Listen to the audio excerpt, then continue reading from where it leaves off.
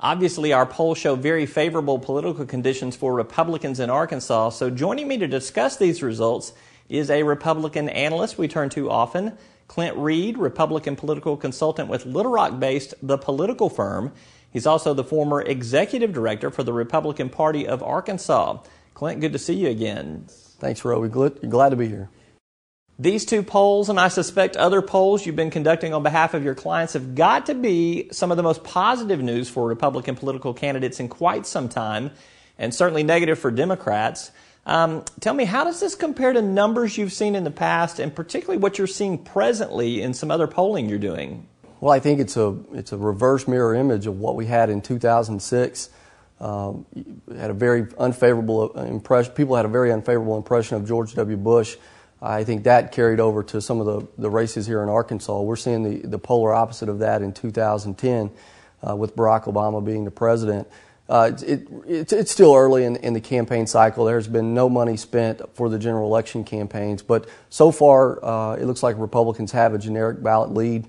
But again, this is a little bit too early to start making any type of predictions, but I do think it will be a favorable election for Republicans.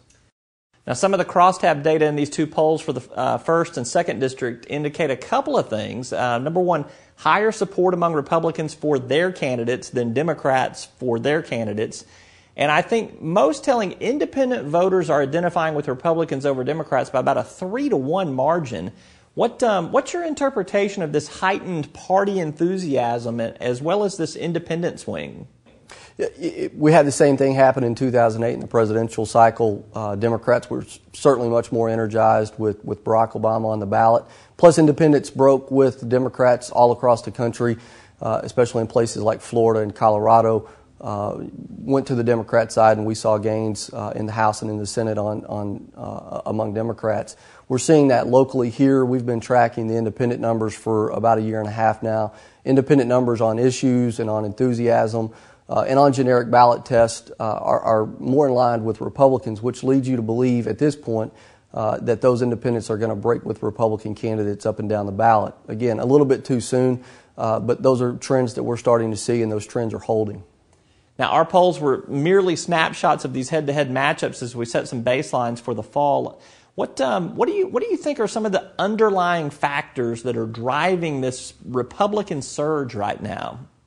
Look, we've come out of the field the last couple of weeks with a number of polls all across the state and targeted legislative races, and the thing that we're seeing, the number one issue is jobs and the economy, but the second most important issue among likely voters is health care.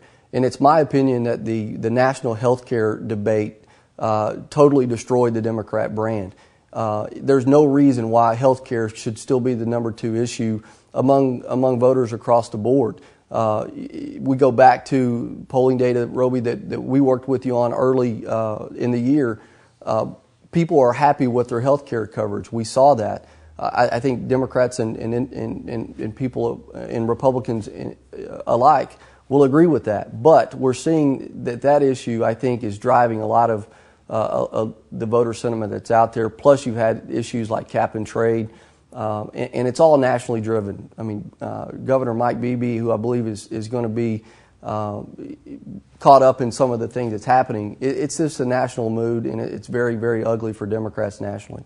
Yeah, I used this description a little earlier in the week. Normally, all politics is local, but in this election year, is it safe to say that all local politics is national?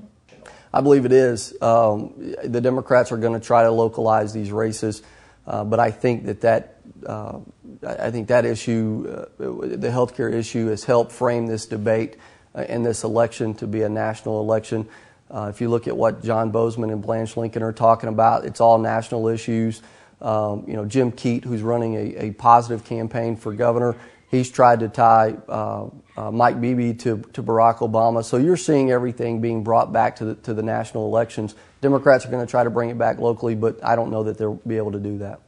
Is it possible that this political atmosphere for Democrats could deteriorate even further? Or do you sense that it's kind of bottomed out, these races are going to tighten up? Or do they not tighten at all until we start seeing some paid media in these campaigns? I think it's a combination of a couple of different things. It could deteriorate more. There's talk that Harry Reid is going to have a massive debate on reauthorization, some of the Bush tax cuts. If that happens, I think you'll see the Democrat brand continue to be hurt by that. But as I said earlier in the interview, Roby, I mean, no one's really spent any money yet. I mean, it's still a little bit early. Money can change a lot of things. It can certainly change a brand if enough money's put behind it. But I do think that the issue set has been set. I do think it's going to be a national election. It's just, can Democrats keep their head above water, or can Republicans keep them under? All right, Clint, so you're a Republican consultant. There's going to be a propensity to take these elections for granted with leads like we're seeing in these polls. What advice do you give to your clients? I mean, is it possible to get too overconfident? Absolutely. I think that's the biggest hurdle that Republicans have to overcome is complacency. They're going to continue to see poll numbers that look like this. There's going to be debates in which they do well. And also debates in which they do probably less than overperform. So I think that a complacency issue and continuing to just push forward, make sure that the grassroots are out there making phone calls and knocking on doors and not taking anything for granted. But I'm telling my clients each and every day to continue to knock doors, make phone calls, and not take one vote for granted. And play the role of devil's advocate for me. If you're advising a Democratic candidate, your advice to turn around your fortunes would be what? You're a conservative. You have to be conservative. Arkansas voters are conservative. They're tired of what's going on in Washington D.C. They want problem solvers and they want leadership.